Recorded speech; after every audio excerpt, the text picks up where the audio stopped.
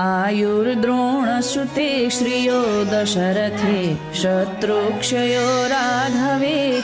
ऐश्वर्यं नहुषे गतिश्च पवने मानश्च दुर्योधने शौर्यं शान्तनवे बलं हलधरे सत्यं च कुन्तीसुते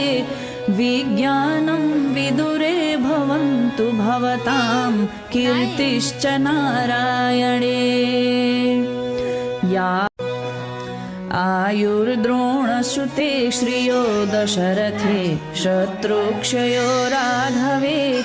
ऐश्वर्यं नहुषे गतिश्च पवने मानश्च दुर्योधने शौर्यं शान्तनवे बलं हलधरे सत्यं च कुन्तीसुते विज्ञानं विदुरे भवन्तु भवतां कीर्तिश्च नारायणे या